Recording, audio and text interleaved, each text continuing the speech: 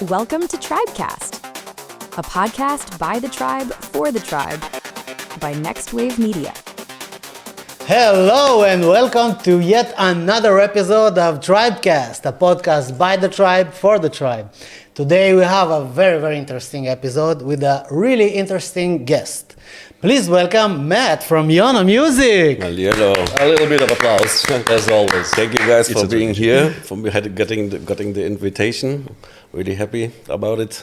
Yeah. Thank you for coming. How are you? How are you feeling these days? I'm fine.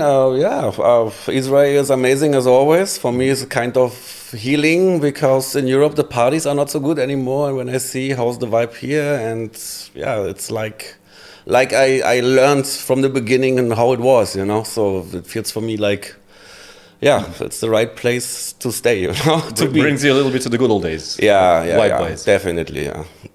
So Israel definitely the best in party-wise, of course. Yeah. And the people too. And how are you feeling these days? How are you as the label manager finding yourself in these wicked times? Yeah, I mean, we had the luck, to be honest, that we didn't have that big structure like labels. They've been like 10 years before us, like Iboga, for example. They had all the physical sales and everything. They was needing people to getting it sold and everything. And we started in the last days of the CD production, so we had a few years with it. But it was already fucked, let's say like this. So, and they had like the good times still, and we started as it was already on the ground. And then, yeah, with the changes now to the streaming, it's of course also as a CD went down, it was of course a big chance for everyone. But now we see that the few companies they having the whole world under control, doing whatever they want, and I think it's time that all labels or companies should get a kind of a lobby to fight against it. You know, that they cannot do everything with us, whatever possible? they want to do. I think it should be possible when there's a amount. Not a little amount of crews saying, okay, we will take down everything what we have, then they will also maybe think, you know, when they're losing the real catalog and not just the AI flooded what they're doing right now in the moment, just to getting less streams listened by the real musicians, you know, or from the real musicians, you know. So this is actually the problem, that it's getting just more content, but it's the same amount of the real artists, and so people listen more so AI shit, and so you're into starting a small revolution. No, not really, but I think there should be really considerate new ways in how to do it, and getting it somehow still up, you know, to keep it going, you know, in a way. I mean, we don't have like this physical stuff anymore.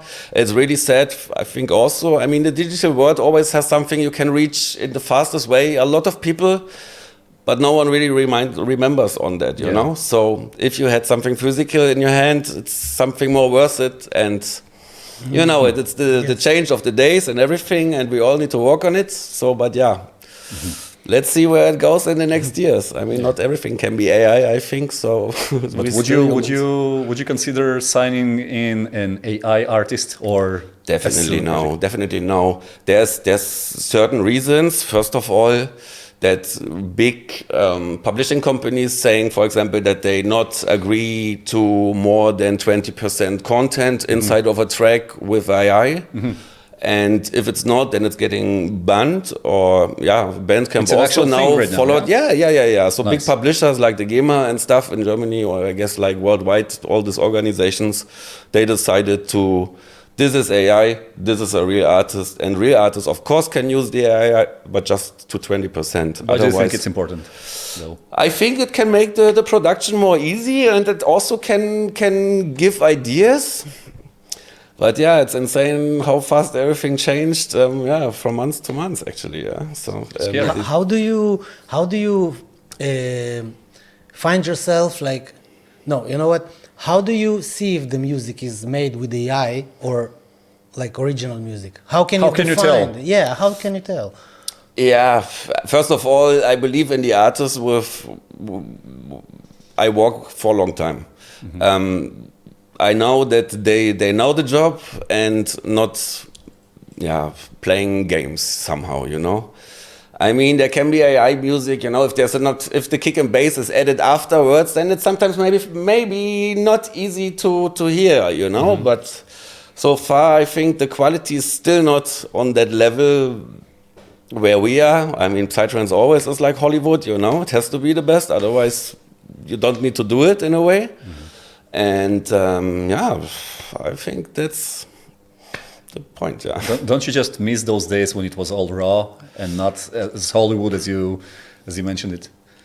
Yeah, I mean, I miss these days, to be honest, where you had more the time for making good products, like good compilations. You know, we had like different kind of series, and I hear the track, and I knew, okay, I park it on that kind of to that compilation and so it was like always a very interesting. So everyone knew, okay, this kind of compilation has that style, that had that style, but these days everyone just wants to release fast because he thinks like in 2 weeks the track sounds already old, and you know there's no patience anymore for waiting for a better product or something. And this is actually the problem, you know. It used to be a quality stamp. Yes. Like you were expecting a compilation to go out. Actually, also if you have now production these days with more tracks like albums or compilations, it's also more hard to sell. You know, it's maybe better than just to make it as a compilation, but then again rip off everything and release each track alone as a single, because the focus to the artist again is also not so there anymore. I mean, it changed everything totally in a way, you know. And people are not that taking the time so much and listen to the music so much, you know. I think so, like in the past. These days everything is more fast, you know, because everyone can do it in a way, and before we was all sitting and listening hours over hours, weeks over weeks, you know, years, you know, the music. That's the nowadays vibe, no? Like the TikTok vibe. You have everything has to be fast and instant. If you don't get the attention, you're in half a second gone, you know. This is the way it goes. So it's not Tell us about the wildest demo story you ever received. Yeah, there's a few definitely, but so far I remember there was once I got like a package from a UPS driver. I opened it, I think it was from India, and it was really high class paper, like a booklet and everything. You open it, and then I was listening to it. There was like 10 tracks, but just 2 minutes loops. And the quality, like there's something on the speaker. I was like, but everything was, even the CD was printed, everything, it was looking like a golden CD, you know. It was really good made. But in the end, the music was like the worst. Someone invested in everything but the music. Exactly.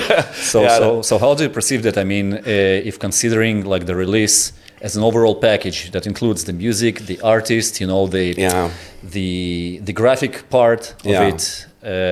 How do you think in the percentage nowadays? What percentage the music takes in the overall package that is the release or the artist?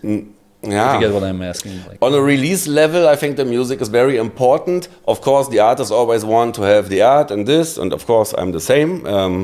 But in general, if it's going over a release, I think the music is just 20%. All the rest is image and how you know the social media and how active you are, how is your network. So in the end, it's who you are, what you do, and what matters to the people, what you matter for the people, you know, or if you did something for the scene at all, you know. I think this is also very important, you know. If you can make super good music, but if no one knows you and you never did anything, and it's not the same, you know. So you need to give to get. So this is the point, especially in this scene, you know, where it's not all about money only. Of course, money, you know, but let's be real. But we never started to doing this for money, you know. It was because we loved it, you know. So that's the point. So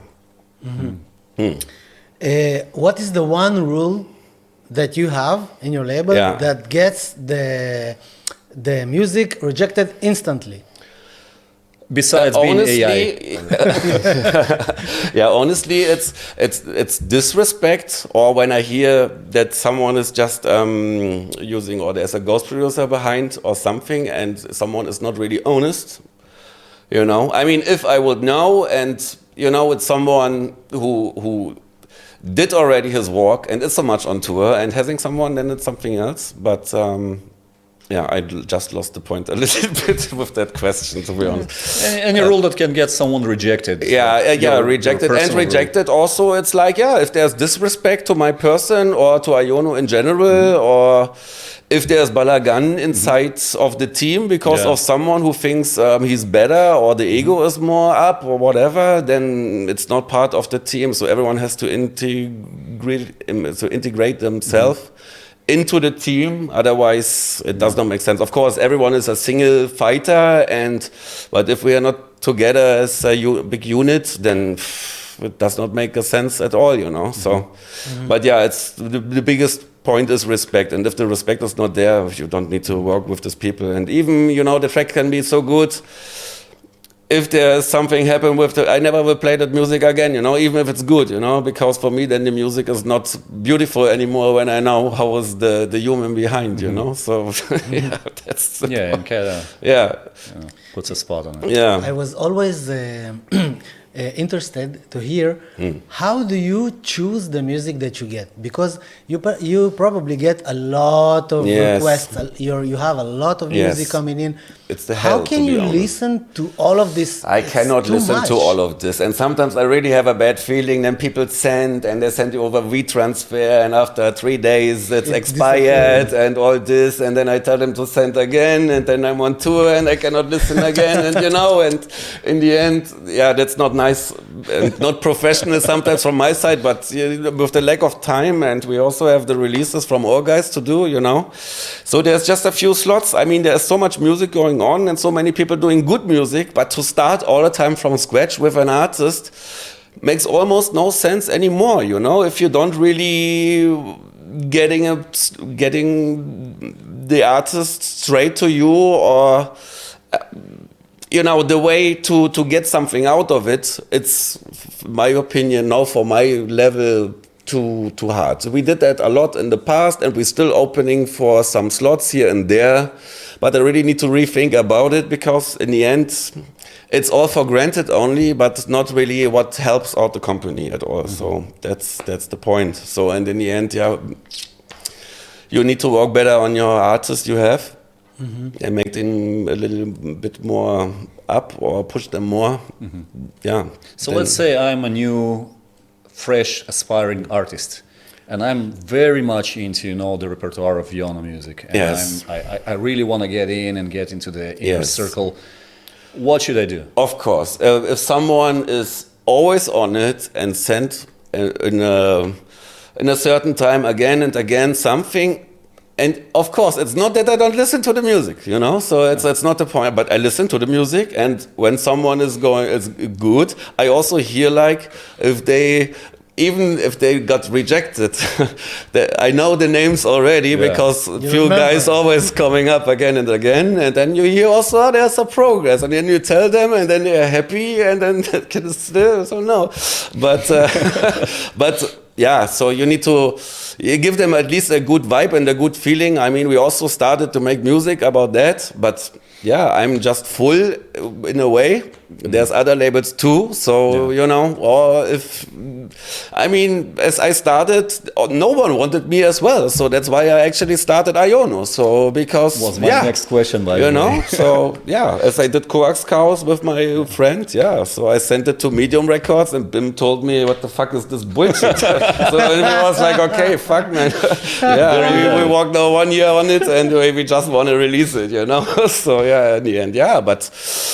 You know, but if you see the people coming again and again, and that they keep on doing it, you know, then you also open your heart a little bit for them and want to help them out, you know. So, and this is actually the way it goes, you know. People need to work constantly, and this is also what I want to see, you know, not just a one day, thing, and then back to something else. They need to stay on track and then consistency. Yeah, and this is the way. So where's the line between being consistent about it and being fucking annoying?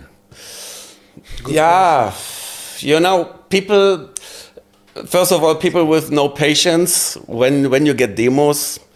Sometimes it can take time like 2-3 weeks, until you have the time just to listen to it, And people needs to understand this. Of course, it's bullshit if you wait so long and you think, the guy is not interested, it's not a respect or whatever, But in the end, we're all busy with something, and this for sure they need to be patient, So this is the most important, and need to see.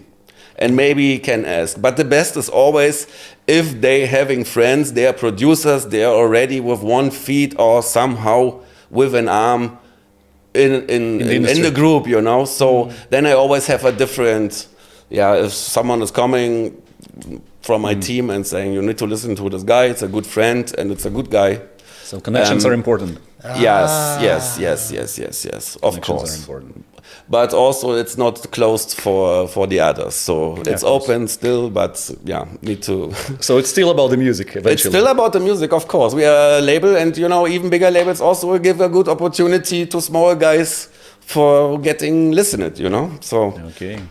Yeah. So what you're saying is that the music can be good, but if some companion or some team member will come to you and tell you, listen, this guy is interesting, listen to him, that will increase his That will chances. definitely my time, of course. That will increase the chance, So, people should be definitely in the network and not only sit at home in the studio. So if they are not somehow in a network or connected with other artists or something, then you cannot do everything for them, They need to be in the scene, around. And there are too many DJs out there. Too many that's DJs. The point, So if they are not connected, not going to parties, what do you want then, when no one knows them, So you cannot do all this job, So people need to be on track, and then it's something else, And there's also the point, who are they? Maybe they can also help the label. Then, it's a giving and taking, But if you just invest, and if they're growing up, and someone is calling them, I tell you the gold from the sky, and you're coming to me, and we're making big things, and then disappearing also because it was just a... I had this many times, so that's why I'm very careful now with growing fresh artists.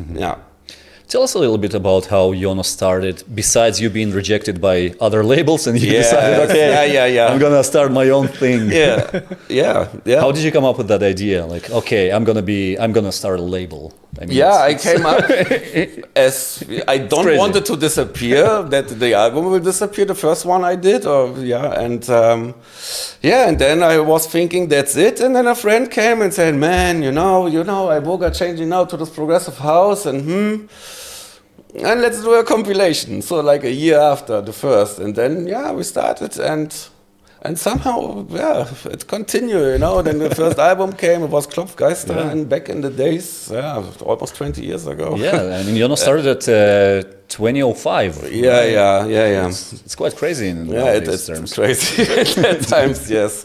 And then it continued, and then you get stuff all the time, and in the past it was actually, it was a little bit more, how can I say? Because everything was also costing money, and it had a different, I don't know how to explain.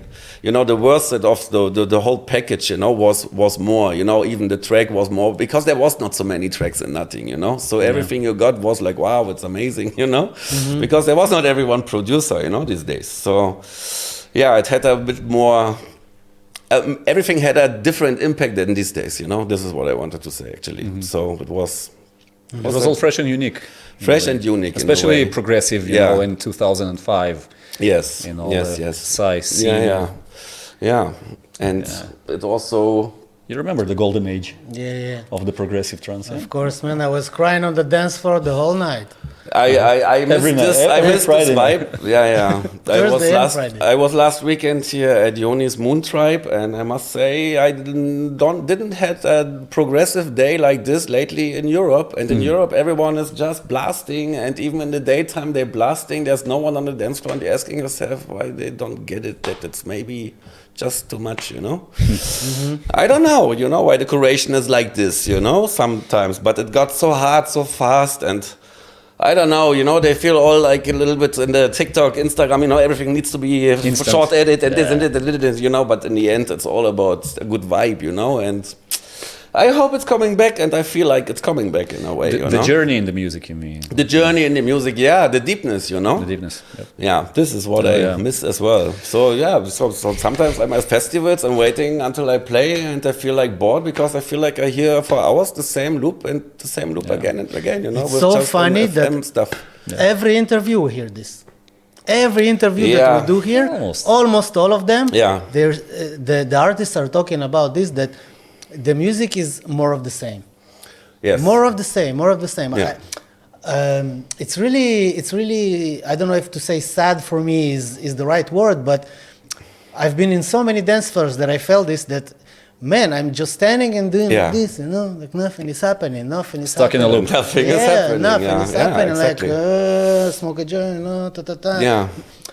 I know exactly what you, So I also was thinking, then maybe I'm getting too old, or what? Well, we are, Okay, let's start with that. Yeah, but we know actually better, Maybe we fight too less, to Maybe getting there's the something we spots don't in the day, understand, Maybe I was a little bit too easy peasy, or I don't know, to not fill it or give it to someone else, or not asking that is the time from us or whatever, So because I never was that bitchy in a way or something, People want or they don't want, If you just bitch for it, then you're always in a bad position already, So they want or not, and that's. I hope it's coming back, the good vibes, And I really had like last weekend here, so that's why Israel for me always is kind of healing. The people, the vibe. You can keep your phone on the floor, whatever, and no one cares, And this is really nice, and I love this, Like in the good old days, It was for me always like tribe trend is something you can close your eyes and you fall backwards, and definitely someone will hold you before you be on the ground, Yeah. And this is how I learned the psytrance scene. The police, Yeah. But you know what I mean, it was like this, and so I felt like last weekend definitely like that, for example, here, and So that's good to hear amazing. this. Yes. No. Yeah. As a label manager, what gives you the drive to keep doing every day, running the label, keep going forward? Because from my experience, it's not that as profitable business. No, but first of all, it's your friends. You work with them for so many years, and everyone has here something and there's something, and so in the end, it's like it's a good team. I also have my assistant, so I tell him what he has to do, so that I'm a little bit more free, that they can think about what can be done or what can be changed or what to adapt, and so I still have help. So and that's great. So. Yeah, and that's, it's a circle all the time. And this guy has something ready and that guy. And that's why I'm really not that open for all these new demos, because I'm busy already with what I have, and everyone is working somehow, sometimes better, sometimes too much, less, and Do you still enjoy it though? There was times I actually didn't enjoy so much, to be honest, because also the music, sometimes there's times you're getting tracks and you say like, what the fuck, man, it's the only stuff, When were you the closest to closing IONO? When was the label? To be honest, I had like a text check in Germany for 4 years. I had to make my papers forward, backwards, sidewards, really, and it was...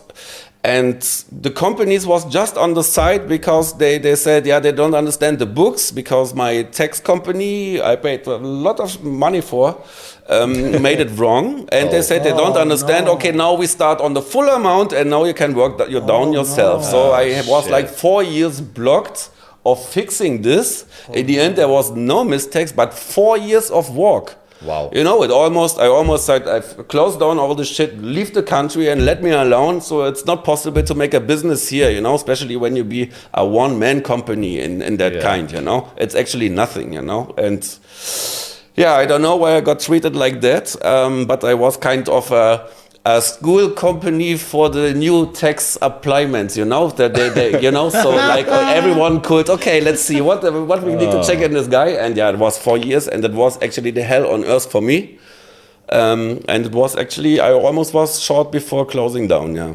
Wow. The label, It's just because of that. Yeah. So there's not only, but thanks God, all out and all done and all fixed. But the work, unbelievable. So then you really get stressed because you do it for the love and everything, you know, and then these guys don't understand how it's possible. You play at a party in Mexico and because it gets 4 different Western Unions from 4 different people, you know. Yep. You know, a little bit suspicious. Yeah. But in the end, I had it all, you know. So, but yeah, it's not so easy. Not everyone is Volkswagen or Audi or something, you know. We all have to suffer and need to walk for it, you know. It's not like, they always think like everyone is a big company, you know. Do new fresh labels nowadays have any chance? What do you think? I think if you do a unique style and be able to have a good rooster who supports himself and making also own parties, and when the parties work, then of course they can do it. But so of course it's a long way. And they just constantly work, you know. So everyone can do it. And that's besides releasing music. I mean, you have to actually create you know, events. many artists are also opening labels now, you know. I mean, it's easy, you know. You can go to DistroKid or wherever. But I think what artists sometimes misunderstand is the network of a label. So if, of course, you can open straight, but then you have 1 follower and that's you. You by yourself only, you know? Me versus me, you know, like this, you know? But and the point is, the labels with a long reputation having a big network, you know? And this is the point. So sometimes, of course, if they do it by themselves, they can get 100%. But in the end, the 100%, I'm pretty sure it's less than when you have the half, you know, from a label or something, you know. So from a reputable label, you know. Isn't that a good recipe for a monopoly? No. Like being, you know, one huge label who is very, very old, very known. And just being able, because you have like the option and the tools to block other smaller labels or block the competition. I'm not talking about you. I'm talking about the industry in general. Yeah, the industry in general is like that. I always helped labels. I also helped Digital in the past as they're grown up with some tips and stuff, you know. I think, it's good. And I see now they're still there and that's amazing, you know. I never been in a competition with no one. Of course, in the past, I always wanted to be the best, of course, but with the age, I got a little bit more relaxed, so everything is fine. I'm happy with what I have and on the position where I am, whatever position it is, but I'm still here and that's good. You're satisfied with it? Yes. I found my inner peace with everything. So what would you advise to like a new aspiring label manager? Yeah, first of all, to have the artist under control, to make them walk. How do you do that? Let's stick to that. Sometimes I honestly, I must say that I was a little bit lazy in that point because my artist was always walking. Some more, some less. You know, it's also sometimes people don't have time, but not telling you, you know, and you're asking, okay, man, guys, I just found out you didn't release for a year, you know, so more or less. Because I learned in the past, it does not make sense to make plans with artists because they never delivered in time. Never. So you're sitting there for a day making a plan, everything could be so killer. But in the end, nothing works out because no one is delivering nothing, you know? So, and this is the problem. I mean, these days it's a little easier, but, you know, but you need to push them, that they make social media, you know, all these small things, you know? There's many artists, you know, you release, and that's why I also say with the small ones, that I refuse a little bit about that because, you walk, you invest your time and effort into it, also money, of course.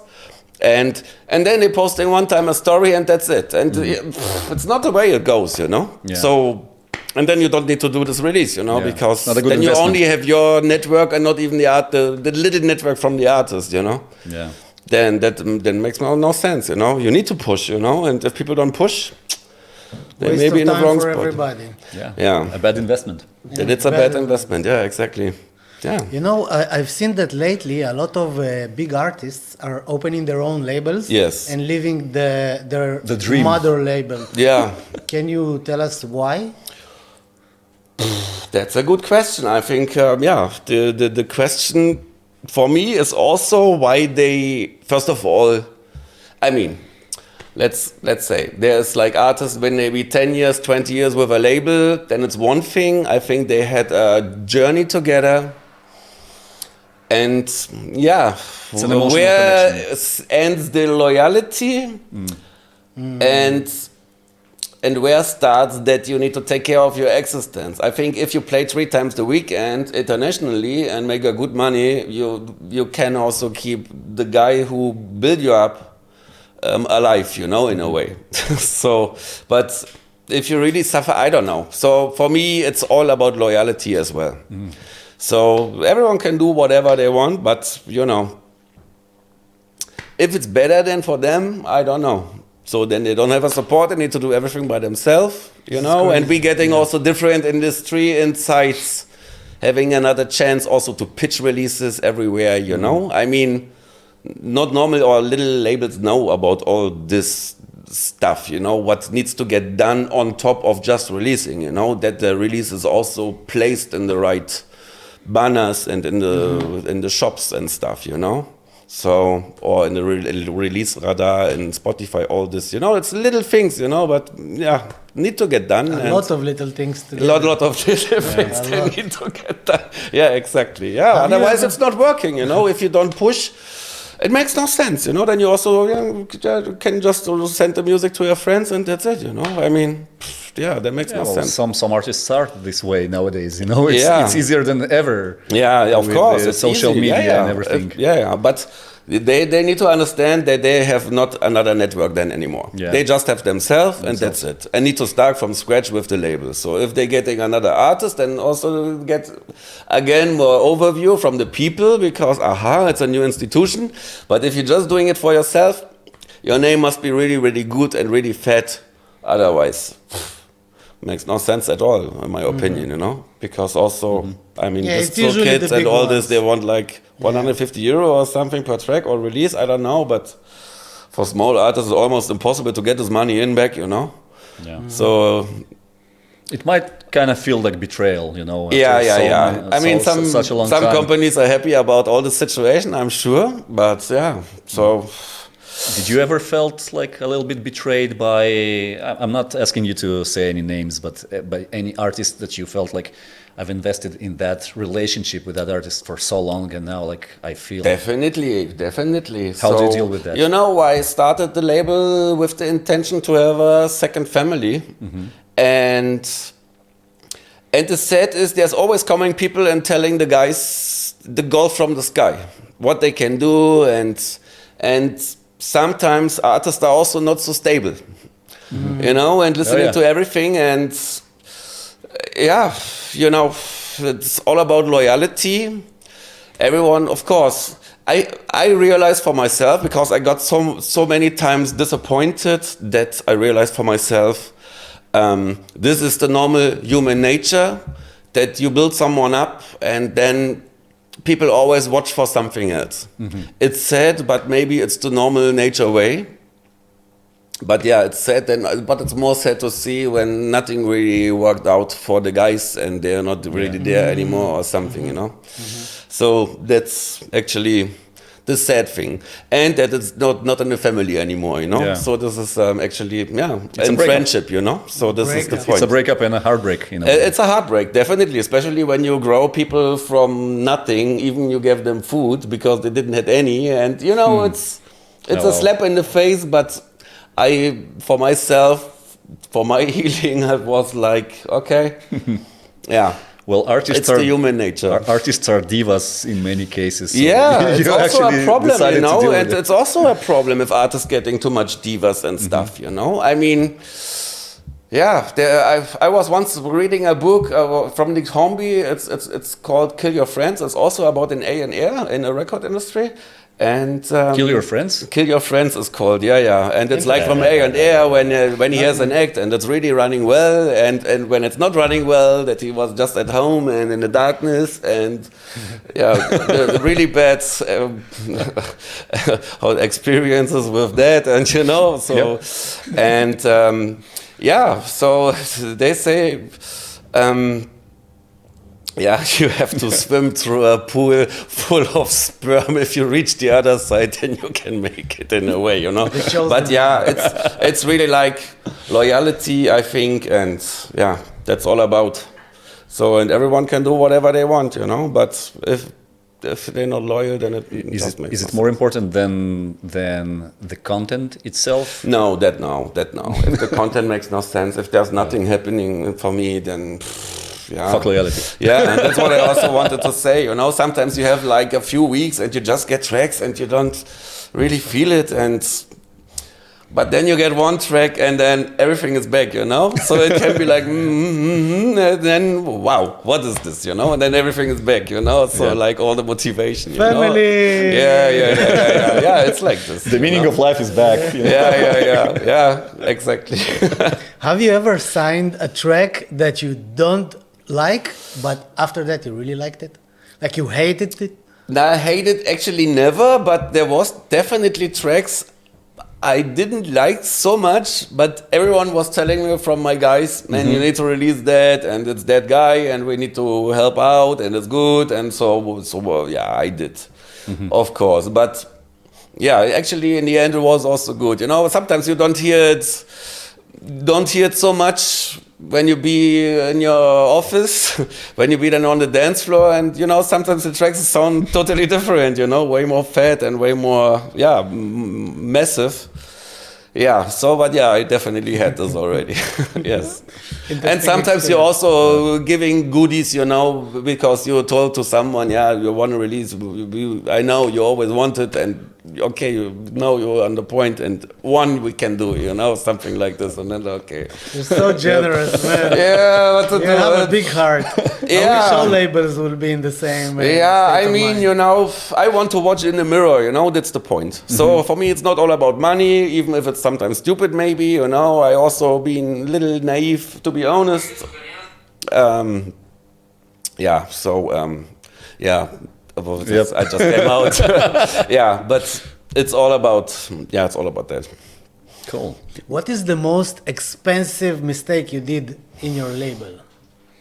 I think that I invested too much in some singles with a few tracks only, an SCD, Digipack, and 2,000 pieces, and that you invest sometimes too much in productions and never really got it back, or it took like 10 years to get this back, but you have those boxes with stuff in your house?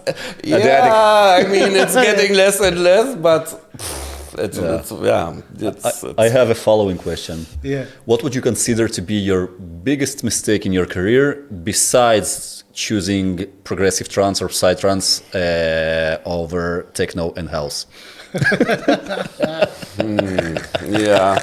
too psytrance. But I love it, and that's why. That's why. I mean, business-wise. Of course, it's hard to psytrance, but I know it is what it is. And before I was also a special effects supervisor and operator, but I decided there was something happening with my kid in the past. He got like kind of this meningitis, I don't know, and if you know what it is, okay. And and the production I did, I mean, I made really good money, and said, okay, if you don't deliver that, I knew that the content from the TV station, they wanted to check like 4 weeks later, and they told me, if you don't make it done in the next days, and my kid was in a intensive station, in the hospital, really short before getting banana and red, and I had to go back to Berlin, and fixing the stuff what was not really needed in time, and that was for me the thing. Enough with this bullshit, I'm just going with psytrance. Enough. This is too much for me, Even if you're sitting in the golden cage, but it's not worth it, not for any money in the world. Pfft, fuck it, no. Yeah. So I prefer meeting friends, having good people, Yeah. and having a little lower level, let's say, than in the TV industry, I mean, that was the intention what I had, and it was the right intention, So now I'm more happy, and definitely, yeah. Thank God. I mean, some people feel much more comfortable being an employee, having that. I never go to work anymore as an employee. These days are over. So I'm for 20 years self. So I guess I'm not adaptable anymore to sit somewhere, and just doing. Yep. Yeah. Who was the hardest artist to work with and why? I mean, there was many hard artists. I cannot tell. Give us names. Let's I know, talk. Come on. But they're coming not far away from here, believe me. But yeah, there's like things. An artist is missing his international flight. Yeah, it's sad. It's stupid because he was drunk. Then okay, I book you another flight for the next day. And this one, he lost this one as well. Oh, no. And it's like bullshit, and all the time it's also wasting your name because it's your guys, they're not showing up. And it's, that kind of balagan and attitude. And, first of all, it has to be all done, correct. You are there at this time, you have to be there at this time, and all this, everything else, it's not possible to work with, You don't need to invest if someone is not able to check the clock or, it's little things, also like attitudes on the dance floor, very important thing. What I don't like, when artists from my team are having their nose up, that people say, what the fuck is going on with this guy? That it took like 10 G of boost, or what's going on, Or is he just normally stupid like this, Yeah, I mean, it's the point, and yeah. So you have to be a babysitter in a way. You have to be a babysitter in a way, but it got way better than in the past. In the past, there was all so much traveling and flying that they lost a little bit the point, Yeah. We're familiar with that. Yeah. Actually, on the other side, being a producer of events and stuff like that, I mean, that's a shitty. It's funny that you're saying this because I had a conversation with Atmos a couple of years, I don't know when, and he told me that there's like a not official how do you say it, competition between artists who misses the most flights. I guess it's Thomas. He told me he told me I'm really on the top, but Sonic Species takes all the prizes. Really? Yeah. This is what he told me. I hope I remember correctly if it's not someone else. But Thomas also had a huge amount of depths, I know, in the past. Otherwise you put Thomas in a situation like not nice situation. Because also I played once on the Universal Parallelo with him, and there he lost his international flight in Bahia, something like this. Yeah, it's not easy. I mean, it took a while for people to get the psytrance scene and the music in general, I guess, to take it seriously.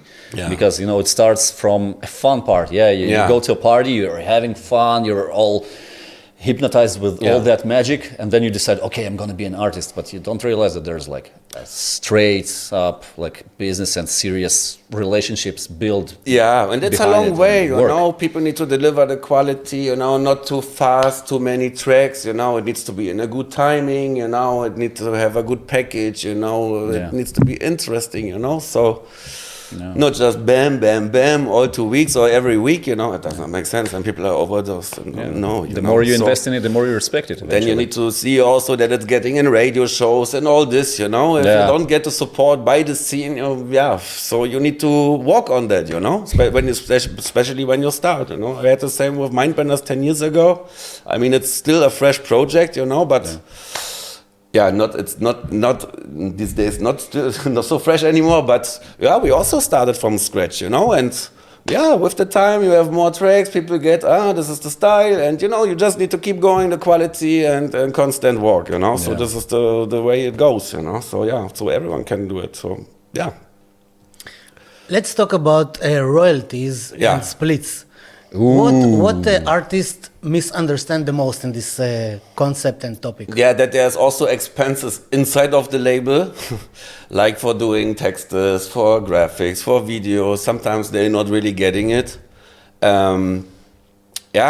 So, but in general, these days artists are way more, I say, not that dumb anymore or naive from the psytrance like in the past. In the past, many artists of the scene, almost everyone in the scene, got bitched by someone, and they was selling actually just the mastering right for a track, and the guy did name publishing because he still liked the signature, and really problems that they got out of this publishing, and the guy was actually making, I guess, a lot of money with it, stealing money, where they never saw. Ouch. And these days people are more aware about it, what they sign, having a little bit more a clue what is mastering rights, for the royalties to the label, and what is a publishing, and it's important to have it both, So not on my side, not, of course, we also can do a publishing, but it's important that the artist also has it, when someone is playing it in TV or radio, that they're also getting a little share out of it, If they're not inside, they will not get anything,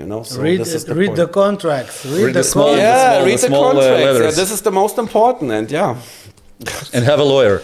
Or ask ChatGPT and just put it in, But in the past, it was not possible. They just signed everything, And then I had this also with IONO, that there was artists I made albums with, and then there came like an invoice from €1,000 up for the GEMA, and like up for what?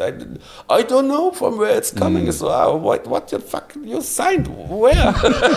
Read the contract, man. Read the contract. The guy was be giving you €100 more. I say, fuck, man. What is this, And not good. It's important. It's also not good then for the labels they work with, if they sign some balagan like this, You don't want to be involved in that law. At all. Bullshit, The big companies. Yeah. Exactly. Yeah. Small artist in your bedroom confronting the big media company. Yes, The big guys. No chance. Yeah, artists definitely should read the contracts in the right way. Read the contracts. Yeah, definitely. Yeah. Just as a way of life. Where do most revenues come from nowadays? That's actually a good question. It's definitely from streamings, of course. I think it's 80 to 20%. What is getting slowly stronger is the Beatport streaming, what I see. It's always a wave with everything, Sometimes YouTube was super strong, YouTube disappearing now a bit. Spotify was strong, Spotify also now not disappearing. Yeah. Somehow the streams are the same, but somehow the money is getting And less. what do you think is know. the next thing? What is the next thing? The next thing, I don't know. Definitely, artists also should not forget this. There you have the first league of the streams, what is Spotify, YouTube, and this, and they never should forget also the second row. It's like the TikTok and the Insta, and putting the tracks in, getting it up, let the people listen. It's not really about the payment, but it's about that people listen to the music, and because of what? Because the more they get listened to, the more. Before they get listened to and before it's getting used, as more they, of course, somehow in fragments in the internet, when you search the artist, that it's more, more hits, more everything. The more together. gigs? It depends on the artist. And of course, with who they are married, as the agency, but or not. Or if he's able to sell himself in a good way, you don't need the agency, but it's, of course, it can be good. Yeah. But you need an agency who works for you, and not just controlling you and want the percentage, I've seen it For all. sure. For sure. Let's talk about ghost producers. Yeah. From your experience, Yeah. not mentioning names, Yeah. how big is the percentage of ghost artists in the music that we're listening to usually? Ghost producers. Yeah, ghost producer, for the ones that don't know, is an artist that making music for other artists behind the scenes. It's a good question. I would tip like 3%, maybe. Oh, it's a good number. It's a good number. I think. I was expecting and more. not in mine, but I know even from big artists, of course, if they know how to produce. And you know, you need to see you as an artist are also just a product. So, and if you be touring a lot, you need to get help, because you need to push the train, that the train is still rolling, you know. So if you are abroad and don't have time or are not sitting in a studio, you need someone who maybe just help, you know, and you just make the last details. Or if it's your mind and you tell them exactly what you want, then I think, you know, a ghost producer and just sell it, it's something different than when you be on tour, you know. If you're a one-man show, then it's super hard for the artist, you know. I had artists that was crying, I don't know how to get all this, and again, we need to go on the weekend and blah, blah, blah, you know, and and you pressure me even for tracks, then search for someone who helps you out and make at least something. So it's not necessarily a bad thing. But because they need to understand that their act is also a company, you know, and to push forward, you need to get help if you don't make it alone anymore, you know? So like in every company, you know? So that's the other side of ghost production. And then it's like this fake stuff, what is just pushed by social media, and they're paying for like stages, like, you know, like Tomorrowland, you know, everything is possible for 50K, whatever. But on the other side, if they get a spot like this with that attention, then somehow the money comes back. So this is also the bad side, I think, of the industry in the moment, you know, that many people you never seen before are now the top one, and you ask yourself, what the fuck is this? How did that happen? Yeah. I mean, for me, it's just a sellout of our music, and they're using us, and they will put us faster in the trash than people believe, you know, because we are just used like bitches, you know. This is so how can we survive? I don't know. To stay true, to stay real, you know. This is the point. That's and hard. Following the spirit and the vibe. So, and don't know what to say, you know. When the techno guys coming into the psytrance scene, you know. I mean, it's nice if they can show a little bit, but in my opinion, it's just a using of us, you know. And not more. So it's not. They don't want to make more for us. They just want to use. So they're us. like tourists. They're not very much into. Yeah, they're tourists. They're getting some souvenirs, but, or maybe I don't know. So, but I think a little bit it's like this. Would you consider importing some new genres into IONO? Yeah, I don't know. Always depends, you know. On what? Make another question. Okay, but let's say there's a new genre that you know, not for IONO, you know. So we have also this IONO Lounge and IONO Black, because we got also this progressive house. But with IONO, I definitely would not change the style. Definitely no. Because IONO has a signature, even when people say that's boring or whatever, but I definitely will not change it, because this is IONO, you know? And this is how would you define that signature? Like what has to be in the music? It came out from my heart, from what I like, you know? And then people say, this is the IONO sound. And I was like, oh, cool. So cool when you make it that people say, this is IONO sound. And then people was producing in the IONO sound for IONO, you know? So it was nice to have this in that way. And now, but I definitely would not change to something what I mind it could get better, you know? I've seen before that labels change to progressive house and back and this and that. It's annoying the people they're following you know? So, I mean, why to change something what is running and generations change. Then it's better, but you still have your old followers in a way, you know. And I don't want to disappoint them, to be honest. So then you can also build another brand and start from there, but just to use it and not following your own path, I think it's not the right way. I think. Cool. Do you feel that festival and industry politics influence bookings on festivals, or like pushing artists forward or backward? Of course, there's festivals, there's always the same and the same playing, because the networks are already made, and of course they don't want so much new ones inside. And politics also, can be a big avoider of get visible on the big festivals. I mean, yeah, it's all about the power and this, and I think sometimes, but you know, in my opinion, yeah, I think we spoke about it before already. Yeah, networks are networks, but there's always a possibility. If your music is so good that people asking for it, then the festival, I'm sure, will also book, you know, even if you are in that group, but everyone is an individual, you know, still. So doesn't matter, you know, but I think music speaks at the end. This is the point, you know. So after a while, I think they cannot avoid that someone who really wants to get listened, that they're not playing, you know. So this is the point. So in the end, also the festival's getting stressed a little bit. Oh yeah. Yes. It's kind of a loop. Yeah, but it is what it is, you know. Yeah, politics is always, yeah. Sometimes it's good, sometimes it's bad, you know. So, but it is what it is. Are there any shady industry practices that artists should be aware of, or maybe new aspiring label owners should be aware of? Yeah, it's the same like with this made products, the artist products, like what we see. You know, it's about having groups of buying the tracks. You know, artists you never heard plays one for don't know. You know, and how does it work? All this placement, yeah, of course, you're asking 20 of your friends, buy me there, you know, and that's the point, you know. I mean, that you get the support, that you get pushed up, you know. I mean, it helps in many ways.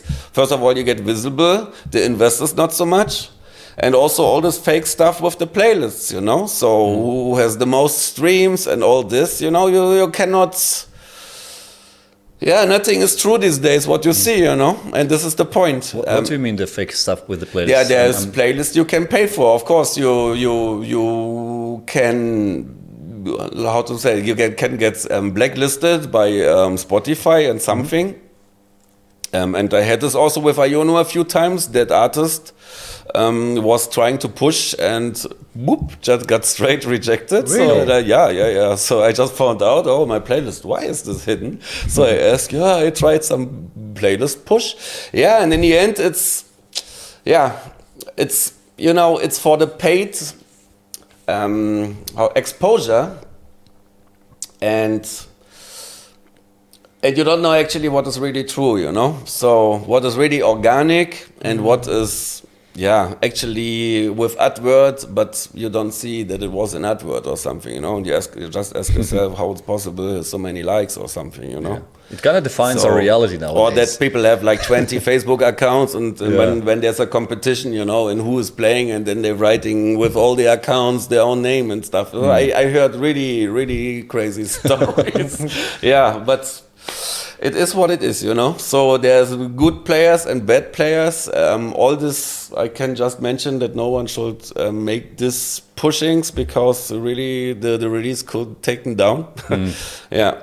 So by the platform or by you? By the platform. No, not by me, but by the platform. So, but how do they know? How can they? I don't know. I get every month statements with artificial streams, and then I ask also myself 20 years old tracks, and they're saying there's one artificial stream, and I was like, one artificial stream? How it's possible? I don't know, but this is crazy, because if you're like a popular artist and you release a track, of course people will buy it and listen to it. I think it's also a security thing, you know.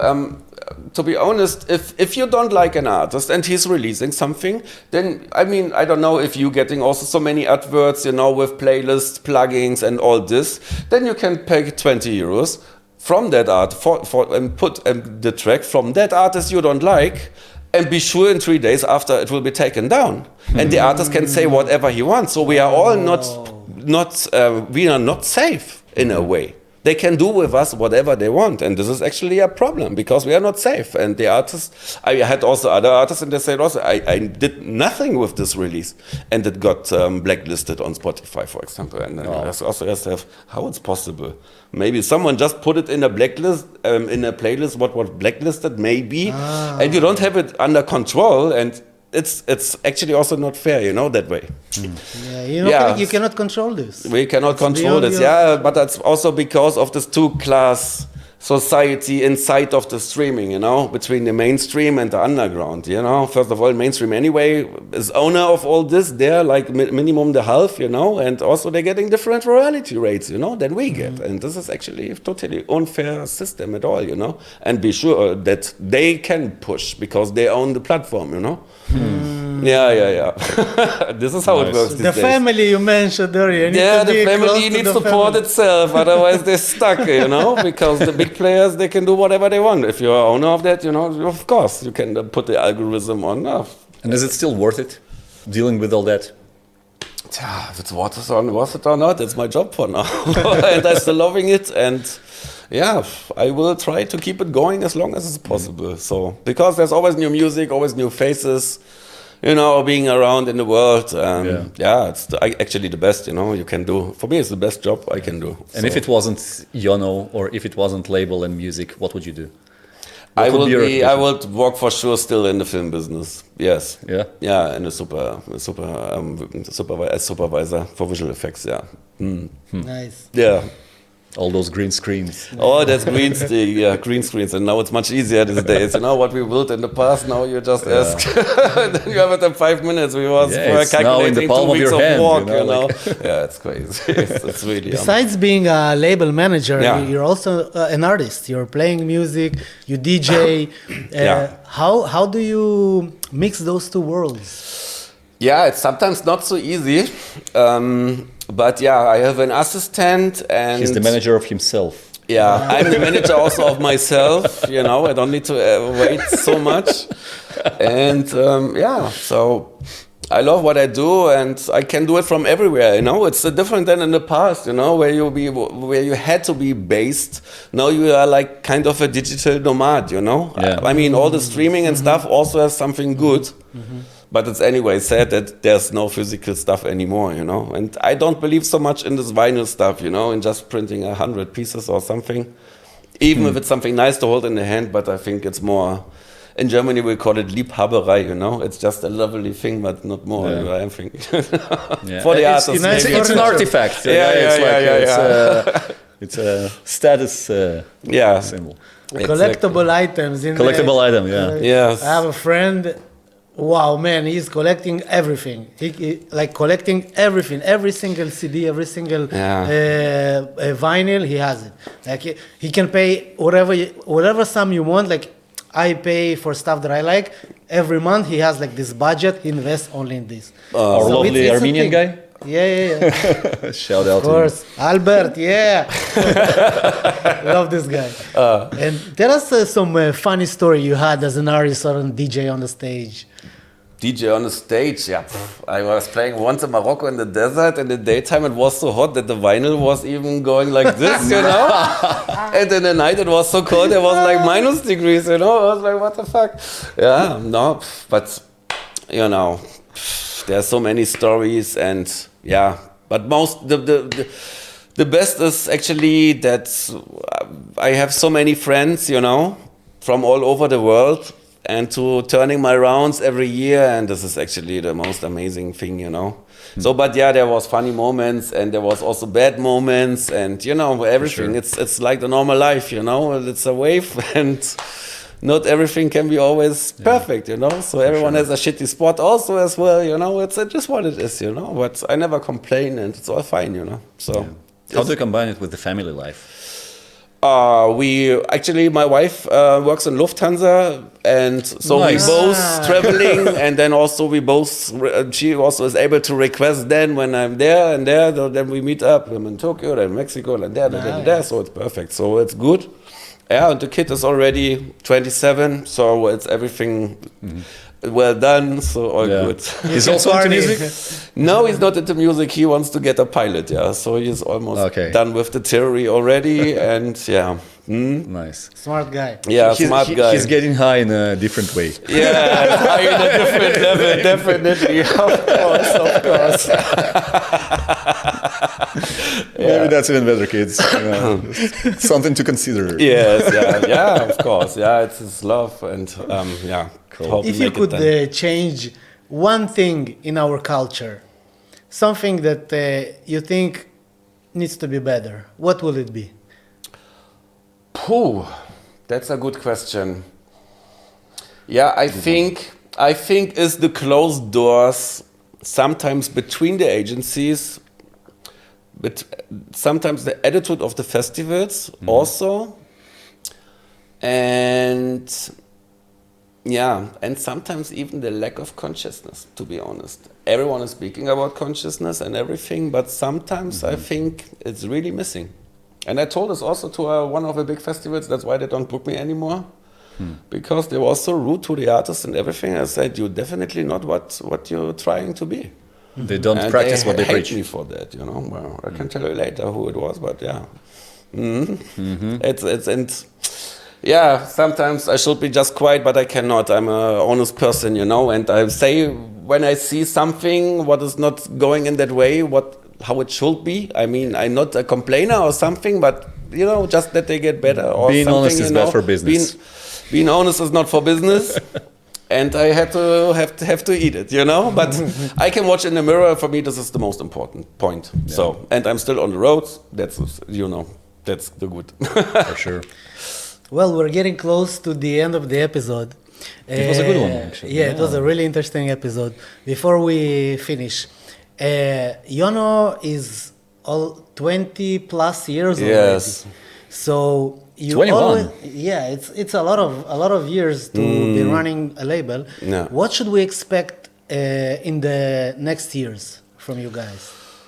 In the next years, yeah, I think we will get back. This is what I hope, a little bit away from the double bass and maybe a little bit more in the progressive style, like what we did in the past. So this is a wish for myself also, because, you know, there was this time where everything got faster and faster and you had to adapt somehow in a way to keep it running, to get even the slots you want to play.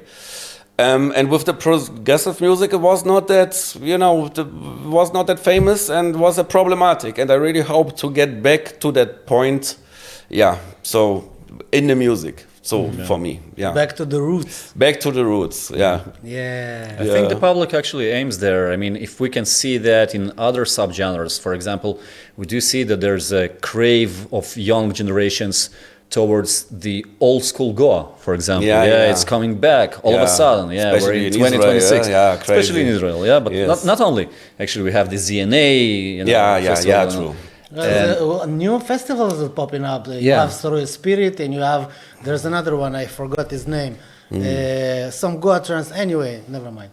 So Please so continue. I'm like, me personally, I'm very deeply connected to the old school progressive. Yes. I love this subgenre. also. I mean, yes. 2004, 2004, it was like the year that I discovered it, you know, coming out of the full-on. Yeah. You know, all of a sudden discovering progressive, which was lower in BPM, but way deeper. The stories were way, you know, longer, and you actually had a story in every track. So that's something that me personally I'm missing. Yeah, me too, definitely. So that's why we Mindbenders is, for example, also a little old school with the new technology, also with voices. You know, there's not so many voices or not so much, you know, like this. So we put it always in somehow in a way, because we are old schoolers, you know, in a way.